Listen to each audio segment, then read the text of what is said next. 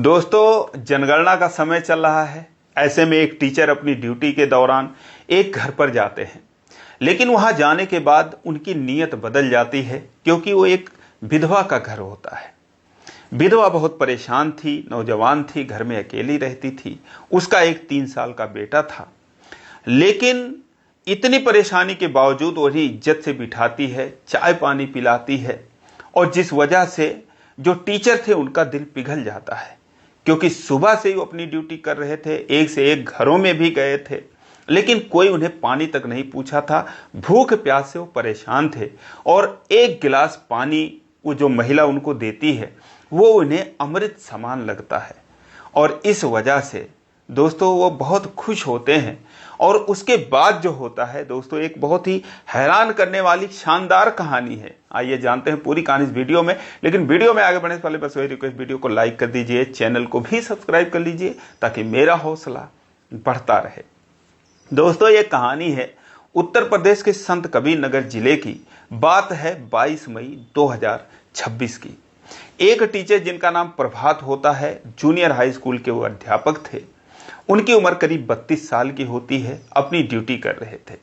सुबह सुबह अपने घर से निकलते हैं, सोचते हैं कि दोपहर होने से पहले कुछ घर का सर्वे करके आ जाता हूं, क्योंकि 2 चरणों में जनगणना हो रही है। पहले मकान की गणना हो रही है और फरवरी मार्च में जनगणना होगी। सोचते हैं दोपहर से पहले, धूप होने से पहले मैं आ जाऊंगा।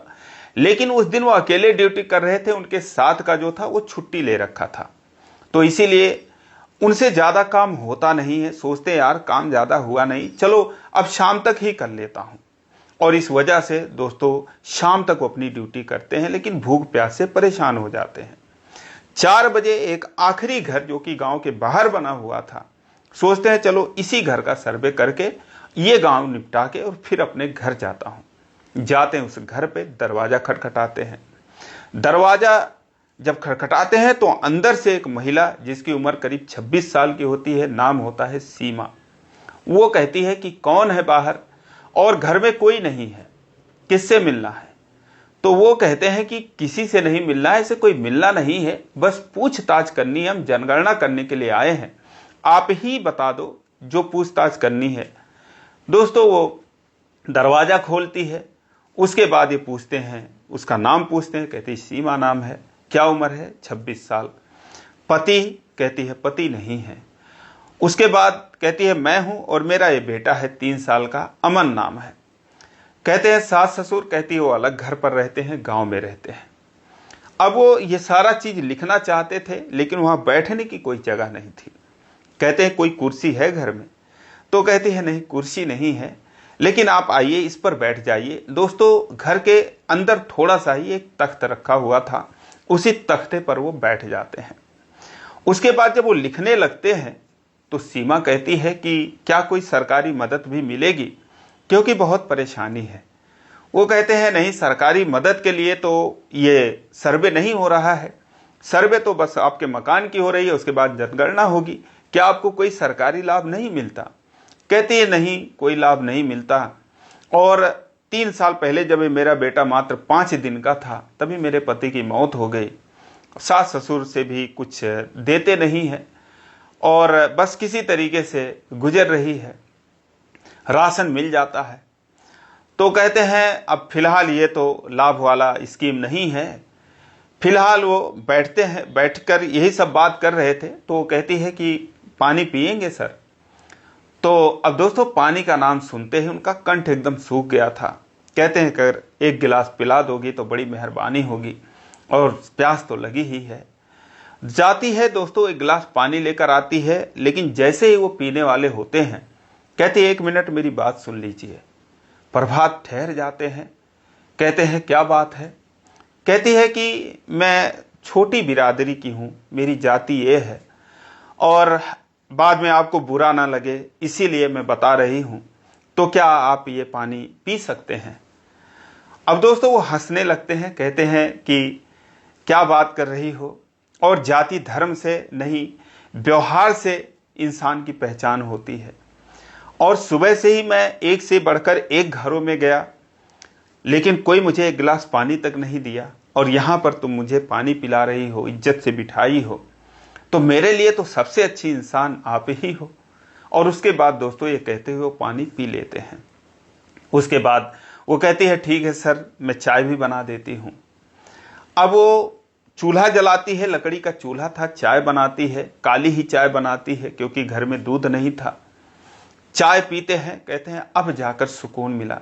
सच बताऊं तो बहुत ही सुबह से ही मैं थक गया हूं, एकदम भूख लग गई थी। वो कहती है सर फिर ठीक है, अगर आप 2 मिनट टाइम दें तो कुछ आपके लिए बना देती हूं, नाश्ता कर लीजिए। वो कहते हैं कि अरे रहने दो, इतनी परेशान क्यों हो रही हो, क्या नाश्ता बना दोगी। कहती है कि आप नॉनवेज खाते हैं। तो कहते हैं कि हाँ कभी कभी खा लेता हूं। कहती है ठीक है, मेरे घर में अंडे पड़े, मैं ऑमलेट बना देती हूँ। अब दोस्तों ऑमलेट का नाम सुनकर वो बैठ जाते हैं, कहते हैं ठीक है बना दो। उसके बाद वो 2 अंडे का ऑमलेट बनाती है और उसके बाद उन्हें देती है, चाव से वो खाते हैं। दोस्तों उतना स्वाद तो उन्हें 12 व्यंजन में भी नहीं आता जितना उस समय उस ऑमलेट में और उसके चाय में आ रहा था। उसके बाद जब खाते हैं उनकी आत्मा जैसे तृप्त हो जाती है। उसे कहते हैं कि आप जो है हमेशा खुश रहो, और उसके बाद वो निकल जाते हैं। जाते हैं तो उन्हें नमस्ते करती है। जाने के बाद दोस्तों वो सोचने लगते हैं, कहते हैं यार बताओ, इस दुनिया में एक से एक लोग पड़े हैं और मुझे कोई सुबह से पानी नहीं पूछा, और ये महिला इतनी परेशानी के बावजूद इतने गर्मी में भी मुझे चाय पिला दी, बनाकर चूल्हे पर नाश्ता करा दी। उसके बाद वो अपना 4-5 दिन तक वो ड्यूटी करते हैं। लेकिन इन 4-5 दिनों में वो सोचते हैं कि इस महिला के लिए कुछ तो मैं करूंगा। जब उनकी ड्यूटी खत्म हो जाती है, अपनी रिपोर्ट वो सबमिट कर देते हैं, जमा कर देते हैं। तो फिर एक दिन वो 8-10 हजार रुपये खर्च कर देते हैं। जाते हैं उस महिला के घर को, चारों मतलब अंदर से वो पूरी तरीके से देखे थे, एक हिसाब से सर्वे ही कर लिए थे कि घर में क्या है क्या नहीं है।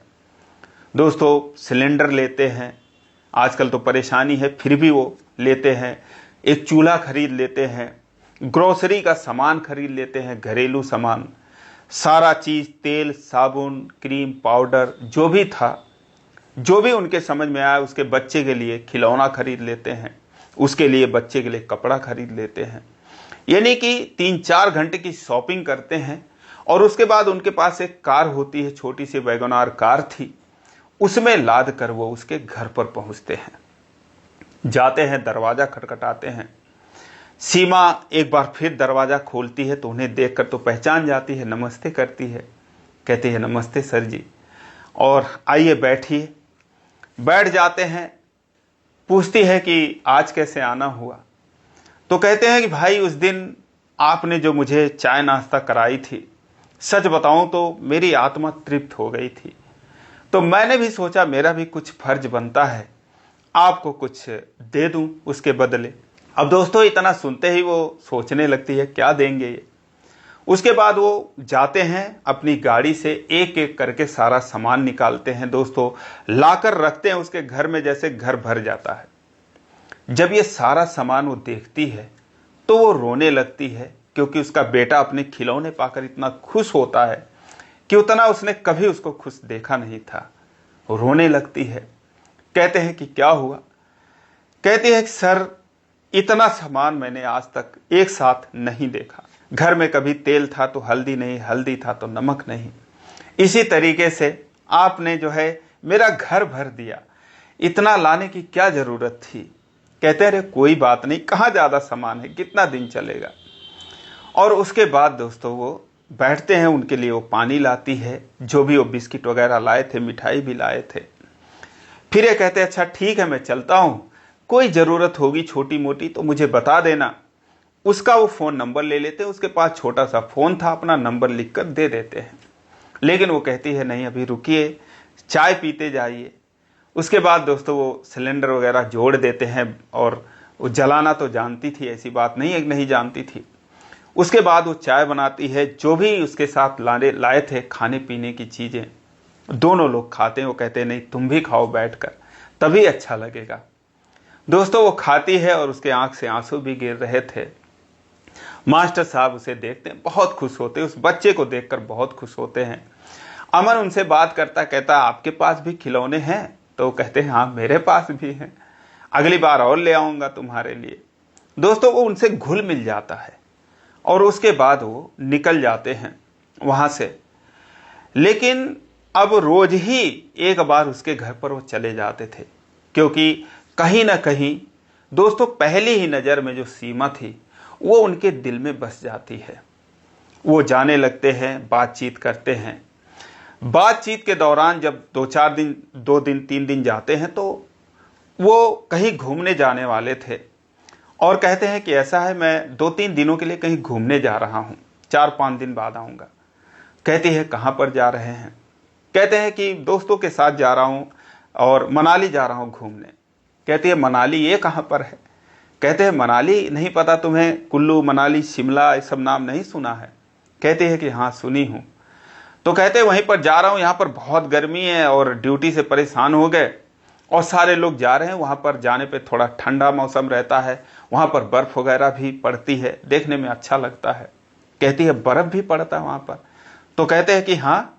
बातों बातों में वो कह देते हैं कि क्या तुम भी चलोगी घूमने?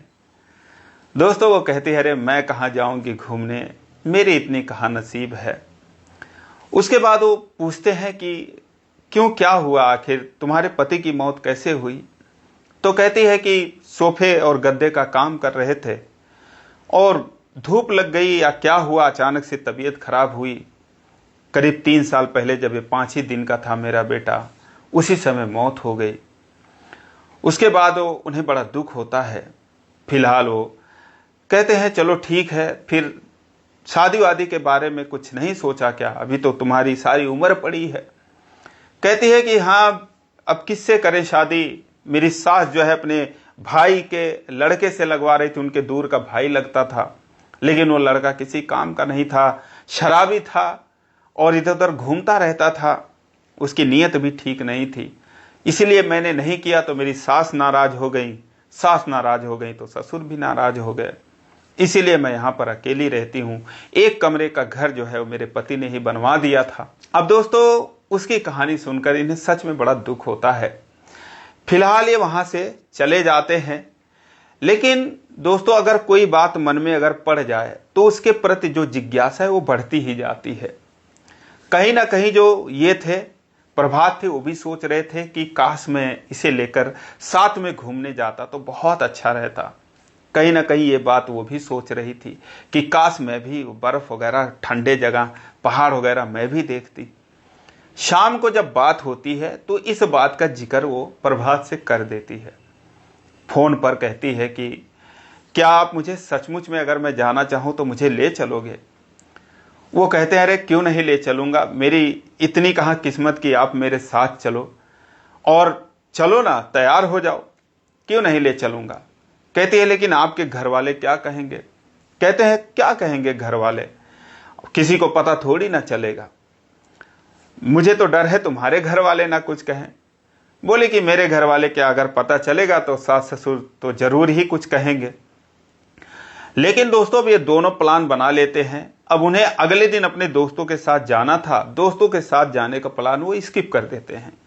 2-3 दिन बाद टिकट निकालते हैं और उसके बाद वो सीमा का और अपना टिकट निकालते हैं गोरखपुर से जम्मू का। वहां से उन्हें बाई बस मनाली जाना था। जो सीमा थी अपने घर से अकेले निकलती है, बिना किसी से कुछ बताए गोरखपुर रेलवे स्टेशन पर जाती है। इधर से ये जाते हैं, इन दोनों की वहां पर मुलाकात होती है और फिर उसके बाद दोस्तों ये दोनों पहुंचते हैं जम्मू। वहां से बस पकड़ते हैं। दोनों एक दूसरे के साथ पाकर इतने खुश होते हैं दोस्तों, आप अंदाजा भी नहीं लगा सकते कि कितने खुश होते हैं। फिलहाल वहां पहुंचते हैं। वहां से बस के थ्रू इन्हें मनाली तक जाना था, लेकिन जब ये बस में बैठती है तो ऊबड़ खाबड़ घुमावदार रास्ते, पहाड़ी रास्ते, एक तरफ गहरी खाई, एक तरफ ऊंचे पहाड़, नदी, ये सब देखकर दोस्तों वो डर जाती है, घबरा जाती है। फिलहाल ज्यादातर समय वो प्रभात के कंधे पर अपना सिर रखकर आंखें बंद करके अपना वो सफर करती है और प्रभात भी जो है वो सीमा और उसके बच्चे को संभालते हुए, एंजॉय करते हुए, खाते पीते ये रास्ता तय करते हैं। फिलहाल वो शाम के समय जाते हैं, पहुंचते हैं मनाली पे। वहां पर जाते हैं होटल द माउंटेन पैराडाइज में। कमरा लेते हैं। अब ये बात करते हैं 2 कमरे की, क्योंकि अभी तक इनके बीच भले ही गहरा लगाव, गहरा प्यार हो गया था, लेकिन ये सोचते हैं कि एक महिला का भरोसा ऐसे तोड़ना नहीं चाहिए। वो कहते हैं 2 कमरों की जब बात करते हैं, कहते हैं 2 कमरे ले लेते हैं। तो वो कहती है 2 कमरे किस लिए, मैं तो एक कमरे में अकेले नहीं रह पाऊंगी, मुझे बहुत डर लग रहा है भाई, मैं नहीं रह सकती। तो वो कहते हैं कि क्या तुम मेरे साथ फिर कमरे में रह जाओगी। कहती है कि अब ये मैं नहीं जानती, लेकिन मैं अलग तो नहीं रह पाऊंगी और मैं आप ही के साथ वहीं नीचे ही सो जाऊंगी, फर्श पर ही सो जाऊंगी, लेकिन मैं अलग नहीं रह पाऊंगी। दोस्तों वो कमरा देखते हैं, ठीक ठाक कमरा उन्हें मिलता है, तो एक कमरा वो ले लेते हैं और उसके बाद फिर नहा धो के फ्रेश होते हैं। 2-3 दिनों में कुछ कपड़े वगैरह भी ये ले लिए थे, तो अच्छे से पहन कर फिर बाहर निकलते हैं, घूमते हैं और खा पी कर डिनर करके वापस होटल में आ जाते हैं। जो सीमा थी वो कहती है कि आप तो कह रहे थे बर्फ मिलेगी, ठंड तो लग रहा है, लेकिन बर्फ कहीं दिख नहीं रही है। वो कहते हैं अरे बर्फ का नज़ारा कल देखेंगे ना, अभी आए हैं, अभी तो घूमना बाकी है। और उसके बाद दोस्तों वो सो जाते हैं, बेड पर सो जाते हैं और एक अलग से गद्दा मांग लेते हैं हो रिसेप्शन पर, और फिर नीचे बिछाकर वो अपने बच्चे के साथ सो जाती है, अमन के साथ। अगले दिन सुबह सुबह उठते हैं, एक गाड़ी रिजर्व करते हैं और वहाँ से फिर दोस्तों वो 50-60 किलोमीटर दूर रोहतांग जाते हैं, जहाँ पर उन्हें बर्फ का नज़ारा होने वाला था। जैसे ही वहाँ पर जाते हैं दोस्तों, सीमा जो है वो खुशी के मारे सारे अपने गम, अपने दर्द सब कुछ भुला देती है। ऐसे लग रहा था जैसे स्वर्ग में आ गई हो। दोनों लोग वहाँ पहुँचते हैं, उनके पैर बर्फ पर ही पड़ते हैं। शानदार नज़ारा होता है कुछ इस तरीके का। जो उसका बेटा था वो भी बड़ा खुश होता है और ये सारे लोग खूब एंजॉय करते हैं। और उसके बाद फिर वहाँ से निकलते हैं और शाम तक फिर होटल आ जाते हैं। आने के बाद फिर वही खाना पानी खा के होटल में जाते हैं, लेकिन जो प्रभात थे वो कहते हैं कि यार आज तो थक गए, एकदम से पैर वगैरह दर्द करने लगा। अब दोस्तों जो सीमा थी वो कहती है लाइए आपके पैर दबा देती हूँ। वो नीचे से अपने बिस्तर से उठकर आ जाती है उनके बिस्तर पर। वो कहते हैं कि अरे रहने दो यार, क्या कर रही हो, मैं पैर वैर नहीं दबाता, मैं तो बस ऐसे बोल रहा हूँ, पैर तो तुम्हारा भी दर्द कर रहा है, तुम भी तो मेरे साथ ही चली हो। कहती नहीं मेरा नहीं दर्द कर रहा है, लाइए मैं दबा देती हूँ। जबरदस्ती करने लगती है। अब दोस्तों जैसे ही उनका पैर दबा रही थी, अमन जो है खेल रहा था, तभी उनके फोन पर एक फोन आ जाता है रात के 10 बजे। वहां पर बवाल हो चुका था, थाने में सारे लोग जमा हो चुके थे जाकर, उसके सास ससुर, क्योंकि उन्हें पता था कि एक जो मास्टर थे वो मिलने जुलने के लिए आया करते थे। 2-4 दिनों में ही सबको भनक लग गई थी और वो जाकर कहते हैं कि मेरी बहू को भगाकर ले गया है। पुलिस जो है इस बात से हैरान हो जाती है कि एक टीचर कैसे ऐसे काम कर सकता है। उसके बाद वो उनके घर वालों को बुलाते हैं, कहते हैं तुम्हारा बेटा कहाँ पर है, नंबर दो उसका। बातचीत करते हैं, इंस्पेक्टर साहब फोन करते हैं कि हाँ मास्टर साहब आप कहाँ पर हैं। कहते हैं कि मैं तो ऐसे घूमने आया हूँ, क्या बात हो गई, आप कौन बोल रहे हो। कहते हैं मैं थाने से बोल रहा हूँ, एक महिला को तुम भगा कर लेकर गए हो, मनाली जाकर क्या करने गए हो। अब दोस्तों प्रभात ये बात सुनते तो दंग रह जाते हैं। कहते हैं कि साहब ऐसी कोई बात नहीं है, मैं भगा कर नहीं लाया हूं और किसी गलत नीयत से भी नहीं लाया हूं, जैसा कि वहां पर बातें चल रही हैं। मैं इन्हें स्वेच्छा से ये अपने मेरे साथ आई हैं, अकेली थी, बेसहारा थी, बहुत दुखी थी, तो इन्होंने मुझे चाय पानी पिलाया, तो मैं इंसानियत के नाते मैं भी ले आया हूं। ऐसी कोई बात नहीं हमारे बीच, जैसा वहां पर चला मैं भगा कर नहीं लाया हूं। वो कहते हैं चाहे जो हो मास्टर साहब, इल्जाम यही लगाया जा रहा है, और अगर आप लेकर गए हो तो ऐसे थोड़ी कोई किसी को लेके जाता है, कुछ तो बात होनी चाहिए उसमें, क्या रिश्ता है आपका। तो कहते हैं बस इंसानियत का रिश्ता है सर जी। तो कहते हैं भाई देखो ये लोग FIR करने की बात कर रहे हैं और आप जो है कल फटाफट आकर पहुंचो। वो कहते हैं सर जी अब आए ही हैं खर्चा करके, तो बस 2-3 दिन का और मौका दे दीजिए, कल यहाँ पर घूमेंगे, शाम को निकल लेंगे, परसों पहुँच जाएंगे। तो वो कहते हैं चलो ठीक है, इतना मौका मैं आपको देता हूँ। उसके सास ससुर से कहते हैं सीमा के कि भाई ऐसी बात है कि वो ऐसे ऐसे घूमने गई हैं, अपने मर्जी से गई हैं। ये लोग भड़क जाते हैं, कहते हैं कि हो गई तुम्हारी डील, उनके पहुंचने से पहले तुम्हारे पास पैसे पहुंच जाएंगे, तुम उनका पक्ष ले रहे हो। ये कहते हैं यार अजीब आदमी हो तुम लोग, अरे 2 दिन ठहरो, कोई वो बच्ची तो है नहीं, वो भी एक 25-26 साल की महिला, वो भी 30-32 साल के हैं। अभी वो दोनों अपनी मर्जी से ही गए हों और कह दें कि हम शादी कर लेंगे, तो क्या करोगे तुम लोग? कहते हैं ऐसे कैसे शादी कर लेंगे, बिना सुलह करे कैसे शादी कर लेंगे, सुलह करेंगे जुर्माना देना पड़ेगा, हमारी इज्जत का जो है बट्टा लग गया यहाँ पर। यही सब बड़बड़ा करो। कहते हैं अच्छा ठीक है, आप लोग 2 दिन धैर्य रखिए, आप लोग जाइए, जैसे ही वो आएंगे पहले थाने ही बुलाऊंगा, फिर आप लोग आइएगा। उसके बाद दोस्तों वो लोग चले जाते हैं। अब ये बात सुनने के बाद दोस्तों उधर सीमा घबरा जाती है, वो रोने लगती है, कहती है कि मुझे पता था ऐसा कुछ हो जाएगा, अब क्या होगा, मेरी वजह से आपकी इज्जत चली जा रही, मुझे तो गालियां देते ही है मेरे सास ससुर, मुझे इसका गम नहीं है, लेकिन अगर आपको कुछ हो गया मैं अपनी जान दे दूंगी। वो कहते हैं अरे यार जान देने की जरूरत नहीं है, जहां आई हो अभी इसके बारे में सोचो, अभी जो है अभी तो हम घूमे भी नहीं हैं। लेकिन दोस्तों औरत तो औरत होती, जल्दी घबरा जाती है। सीमा कहती है नहीं मेरी वजह से और आपको बहुत परेशानी झेलनी पड़ गई। वो कहते हैं ऐसी कुछ नहीं है, बस जो है अब सो जाओ, कल सुबह जल्दी उठना, अभी तो और भी घूमना है। वो कहती है अब कहाँ घूमना है, अब चलो घर चलो, देख रहे हो इतना बवाल हो गया। कहते हैं अरे अभी जहाँ आई हो वहाँ घूमो, अभी कल झरने देखने हैं, सेब के बगीचे देखने हैं, इधर मंदिर वगैरह है वहाँ जाने हैं, लोकल मार्केट घूमना है, तुम क्यों इतना घबरा रही हो, मेरी बात हो गई है, 2 दिन बाद चलेंगे तब देखा जाएगा। वो कहती है लेकिन वहां जाने के बाद फिर कहीं ऐसा ना हो कि आपको जेल में डाल दे, हमको जेल में डाल दे। कहते हैं अरे ऐसा कुछ नहीं होगा, बस तुम वहां पर ये बोल देना कि मैं अपने मर्जी से आई थी, मैं इनसे प्यार करती हूँ, ज्यादा कुछ कहेंगे तो बोल देना मैं शादी कर लूंगी, झूठ मूठ का बोल देना। अब दोस्तों इतना सुनते हुए एकदम हैरान हो जाती है, उसके आंखों में आंसू आ जाते हैं। वो कहती है कि मैं झूठ मूठ का क्यों बोलूंगी, मैं तो सच में आपसे प्यार करने लगी हूँ और मुझे नहीं कहना चाहिए लेकिन मैं कह रही हूँ, मैं आपसे प्यार करने लगी हूँ। दोस्तों उनके सीने से वो लेटे हुए थे, वहां पर सर रखकर वो जो है वो रोने लगती है। वो कहते हैं कि सच बताऊं तो मैं भी तो तुमसे प्यार ही करता हूं। उसके बाद फिर वो कहते हैं अच्छा ठीक है अब सो जाओ और टेंशन मत लो, अब चलेंगे, जो होगा देखा जाएगा।